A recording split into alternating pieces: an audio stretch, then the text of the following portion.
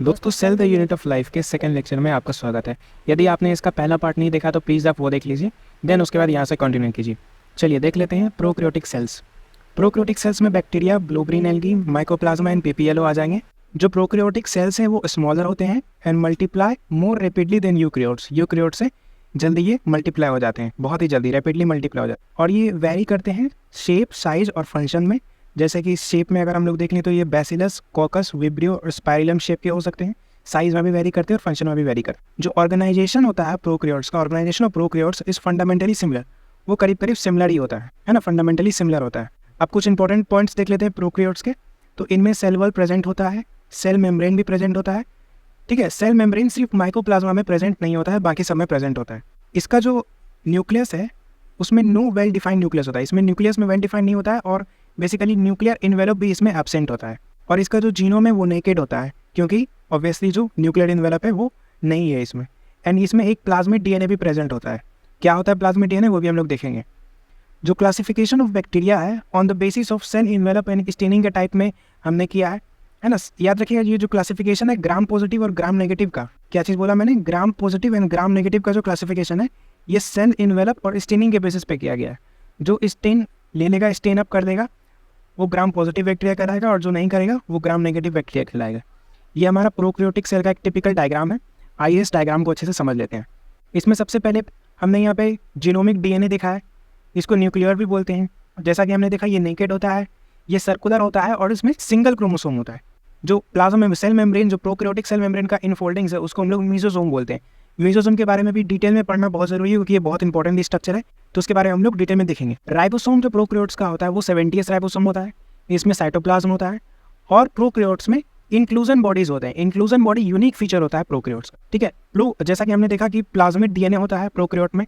तो plasmid DNA क्या होता है? Plasmid DNA smaller circular DNA होता है। Smaller circular DNA outside the genomic DNA, ये हमारा जीनोमिक डीएनए है और ये हमारा प्लाज्मिड डीएनए। ये देख रहे हो आप लोग, आउटसाइड द जीनोमिक डीएनए है ना। और ये फिनोटाइपिक कैरेक्टर शो करता है एंड ये रेसिस्टेंट टू एंटीबायोटिक होता है। और प्रोक्रियोटिक सेल में ये देख रहे हो आप, ये होता है फ्लैजिला।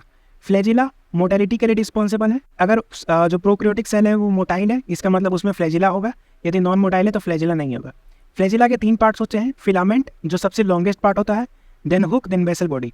ये फिलामेंट है, देन ये हुक हो जाएगा और ये बेसल बॉडी हो जाएगा।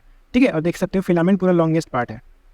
चलिए सेल इन्वेलप देख लेते हैं। Cell envelope basically complex cell envelope होता है, जिसका आउटर पार्ट को हम लोग ग्लाइकोकैलिक्स, मिडिल वाले पार्ट को सेल वॉल एंड इनर वाले पार्ट को प्लाज्मा मेम्ब्रेन बोलते हैं, है ना। ये जो आउटर वाला पार्ट है glycocalyx, then cell wall, then अंदर प्लाज्मा मेम्ब्रेन होता है आपका कॉम्प्लेक्स सेल इन्वेलप। यदि ग्लाइकोकैलिक्स लूज शीट का बना हुआ है तो उसे स्लाइम लेयर बोलेंगे। यदि थिक एंड टफ है तो उसे हम लोग कैप्सूल बोलेंगे। जो सेल इन्वेलप का ईच लेयर है उसका डिस्टिंक्ट फंक्शन होता है but act as single protective unit. जो ईच लेयर है सबका अलग अलग फंक्शन है बट सभी जो है एक सिंगल प्रोटेक्टिव यूनिट के जैसा एक्ट करते हैं। चलिए देखते हैं अब सरफेस स्ट्रक्चर्स। सरफेस स्ट्रक्चर में अभी हमने फ्लैजिला देखा। फ्लैजिला फिलामेंटस एक्सटेंशन होता है और मोटिलिटी के लिए रिस्पॉन्सिबल है, जैसा कि हमने देखा। एंड पिलाई और फिम्ब्रे भी होते हैं। पिलाई एक इलोंगेटेड ट्यूबुलर स्ट्रक्चर है जो प्रोटीन का बना होता है एंड फिम्ब्रे एक स्मॉल ब्रिसिल लाइक स्ट्रक्चर है जो फाइबर का बना होता है, फाइबर लाइक स्ट्रक्चर है। एंड जो पिलाई और फिम्ब्रे हैं वो बैक्टीरिया को हेल्प करता है टू अटैच, है ना, help the bacteria to attach. Basically अटेशन में मदद करता है, attach on rock and in host tissue. Rocks में भी अटैच करने में मदद करेगा और होस्ट टिश्यू में भी अटैच होने में मदद करेगा। चलिए आगे बढ़ते हैं। अब है हमारे पास सेल एक्सटेंशन। सेल एक्सटेंशन में हमने अभी मीजोसोम के बारे में देखा था, तो ये कैरेक्टरिस्टिक ऑफ प्रोक्रियोट्स है एंड ये मेम्ब्रेनस एक्सटेंशन है, ये बोल सकते हैं infolding of plasma membrane in prokaryotes. याद रखिएगा ये बहुत इंपॉर्टेंट है, इनफोल्डिंग्स ऑफ प्लाज्मा मेम्ब्रेन इसे बोला जाता है। एंड इसके फॉर्म्स भी होते हैं, जैसे ये वेसाइकल के फॉर्म में भी प्रेजेंट हो सकता है, ट्यूब्यूल्स के फॉर्म में भी एंड लैमेला के फॉर्म में भी। इसका फंक्शन क्या होता है? ये हेल्प करता है सेल वॉल फॉर्मेशन में, डीएनए रेप्लिकेशन में, DNA distribution to daughter cells में, रेस्पिरेशन में, सिक्रीशन में, इंक्रीज करता है सरफेस एरिया को एंड इंक्रीज इंजाइमेटिक कंटेंट। तो इन सब चीज़ में हेल्प करता है। वापस से देख लेते हैं, काफ़ी इंपॉर्टेंट है ये। सेल वॉल फॉर्मेशन में हेल्प करेगा, डीएनए रेप्लिकेशन में हेल्प करेगा, DNA distribution to daughter cell में हेल्प करेगा, रेस्पिरेशन में हेल्प करेगा, सिक्रीशन में हेल्प करेगा, इंक्रीज करेगा surface area and increase enzymatic content. ये सभी पॉइंट्स आपको अच्छे से याद रखने हैं। और भी कुछ सरफेस एक्सटेंशन होते हैं प्रोक्रियोट्स में, जैसे कि इन सम प्रोक्रियोट्स, जैसे कि cyanobacteria, there are other membranous extension in cytoplasm, जिसको हम लोग क्रोमेटोफोर बोलते हैं। और क्रोमेटोफोर में देखो क्रोमा आ रहा है, यानी कि इसमें पिगमेंट होगा। ठीक है, तो ये आपको याद रखना है कि जैसे साइनोबैक्टीरिया में जो मेम्ब्रेनस एक्सटेंशन है वो आपका क्रोमेटोफोर होता है। इंक्लूजन बॉडी भी प्रोकैरियोट्स में प्रेजेंट होता है एंड ये रिजर्व मटेरियल ऑफ प्रोकैरियोट्स है एंड ये स्टोर्ड साइटोप्लाज्म में स्टोर्ड होता है। जो इंक्लूजन बॉडी है वो मेम्ब्रेन लेस होता है एंड ये lie freely in cytoplasm freely lie करता है। इंक्लूजन बॉडी के एग्जांपल्स हो जाएंगे phosphate granules, cyanophycean granules and glycogen granules. काफी इंपॉर्टेंट एग्जांपल्स है, आप लोग अच्छे से याद रखिएगा। चलिए, हमारा प्रोकैरियोट्स खत्म हो गया, अब यूकैरियोटिक सेल्स को देख लेते हैं।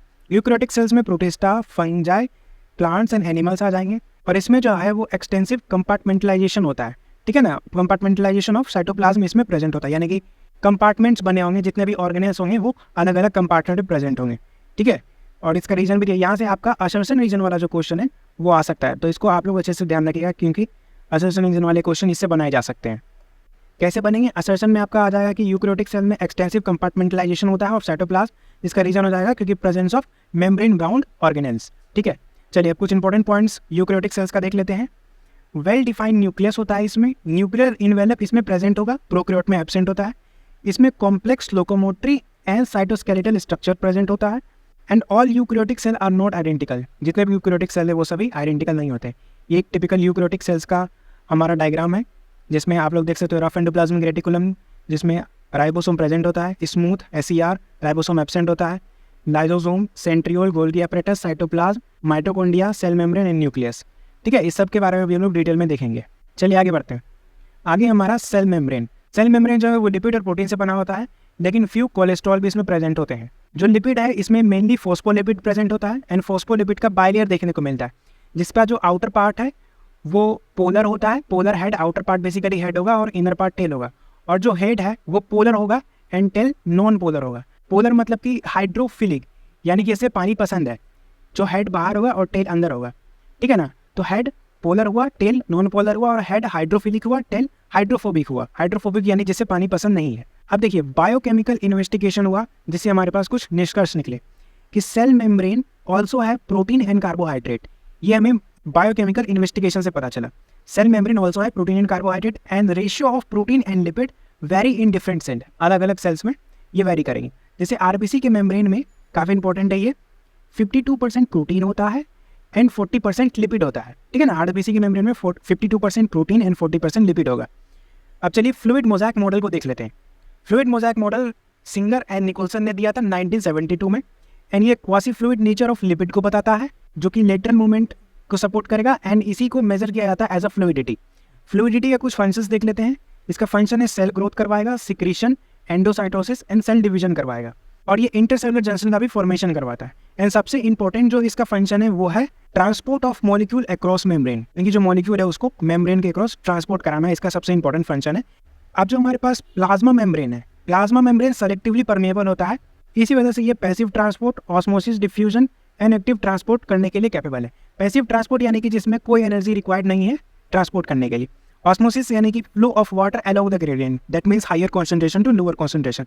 एक्टिव ट्रांसपोर्ट में एनर्जी रिक्वायर्ड होगा एंड ट्रांसपोर्ट होगा अगेंस्ट द कॉन्सेंट्रेशन ग्रेडियंट, यानी कि lower concentration to higher concentration. जैसे इसका एग्जाम्पल दिया हुआ है सोडियम पोटेशियम पंप। चलिए अब सेल मेम्ब्रेन का डायग्राम भी देख लेते हैं, लेकिन उससे पहले NCERT का जो बहुत इंपॉर्टेंट लाइन है वो क्या कहता है कि depending on ease of extraction, जो मेम्ब्रेन प्रोटीन है वो इंटीग्रल भी हो सकते हैं, पेरिफेरल भी हो सकते हैं, लेकिन किस चीज़ पे डिपेंड करेंगे? ईज ऑफ एक्सट्रैक्शन पे, ठीक है ना। ईज ऑफ एक्सट्रैक्शन पे डिपेंड करके कि जो मेम्ब्रेन प्रोटीन है वो इंटीग्रल और पेरिफेरल होंगे। और मेम्ब्रेन प्रोटीन कौन से, जैसे कि हमने यहाँ पे देखा ना बायोकेमिकल इन्वेस्टिगेशन की, सेल मेम्ब्रेन में प्रोटीन और कार्बोहाइड्रेट भी हो सकते हैं। तो ये जो प्रोटीन का बात हमने किया वो ईज ऑफ एक्सट्रैक्शन पे डिपेंड करके दो तरीके के हो सकते हैं, इंटीग्रल या पेरिफेरल। जो पेरिफेरल प्रोटीन होंगे वो सरफेस पे लाई करेंगे, ये वाला lie at the surface, and integral protein होंगे वो पार्शियली या टोटली बरीड हो जाएंगे सेल मेम्ब्रेन में। और ये देखिए कोलेस्ट्रॉल, जैसा कि हमने बात की थोड़े कोलेस्ट्रॉल भी इसमें प्रेजेंट होते हैं। चलिए सेल मेम्ब्रेन में इतना ही था। अब हम लोग आगे बढ़ते हैं सेल वॉल में।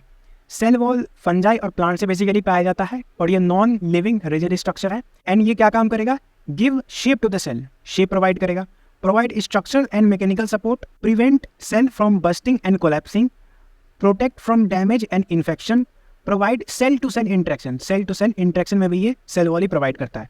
Provide barrier to undesirable macromolecule, basically वही इन्फेक्शन वगैरह का यहाँ पे बात किया गया है। चलिए अब आगे देख लेते हैं। आगे हमारे पास different layer of cell. Different layer of cell में हमारे पास primary layer, secondary, cell wall, ये सारी चीज़ें आ जाएंगी। देखिए जो प्राइमरी सेल वॉल है, primary cell wall capable of growth के लिए होता है, एंड जैसे जैसे प्राइमरी सेल वॉल डिमिनिश होगा सेकेंडरी सेल वॉल आ जाएगा।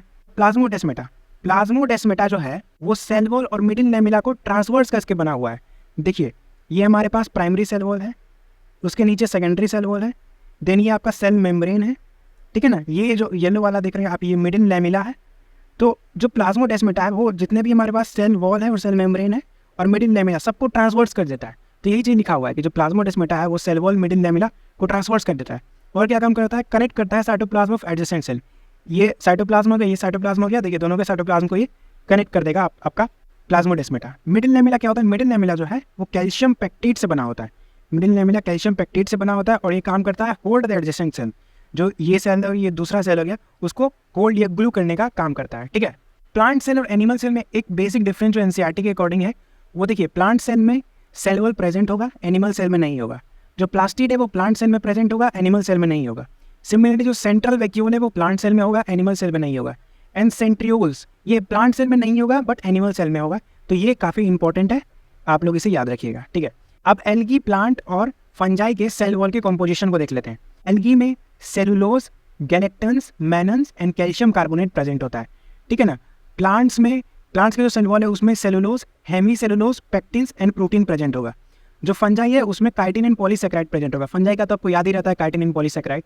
दिक्कत हमें आती है एल्गी और प्लांट्स में। इसको याद रखने का एक बहुत ही ईजी एग्जाम्पल या ईजी ट्रिक मैं आपको देता हूँ। एल्गी को याद रखने का ट्रिक है GMC और प्लांट्स को याद रखने का ट्रिक है कौन सा GMC, PMCH। PMCH आप लोग जानते हो, पटना मेडिकल कॉलेज को बोलते हैं। तो PMCH प्लांट्स को याद रखने का ट्रिक हो गया, ये P से भी स्टार्ट होता है तो आप इसे याद रख सकते हो। और एल्गी का GMC एंड PMCH से बस यहाँ से M को उड़ा दो बस। तो PHC आपका प्लांट का ट्रिक हो गया और एल्गी का GMC। GMC कैसे, G से आपका गैलेक्टन्स, M से मैनन्स, C से सेलुलोज और कैल्शियम कार्बोनेट। प्लांट्स में P से आपका पेक्टिन्स एंड प्रोटीन, C से सेलुलोज, H से हेमी सेलुलोज, ठीक है। और फंजाई का तो ईजी याद रखना, काइटिन्स एंड पॉलीसेकेराइड। चलिए अब आपका जो देखिए हमने यहाँ पे प्राइमरी सेल वॉल और सेकेंडरी सेल वॉल देखा था। Primary cell wall capable of growth and जो प्लाज्मोडेस्मेटा है वो किस तरीके से ब्रीजिंग करने का काम करता है। और जैसा कि मैंने आपको बताया था कि जैसे प्राइमरी सेल वॉल डिमिनिश होता है सेकेंडरी सेल वॉल अपीयर हो जाता है, वही यहाँ पे एनसीईआरटी में भी दिया हुआ है। जैसे primary cell wall gradually diminish and as cell mature, जैसे मैच्योर होगा secondary cell wall formed on inner side of cell, है ना, towards membrane. Very important line है, स्टेटमेंट में आपसे पूछा जा सकता है।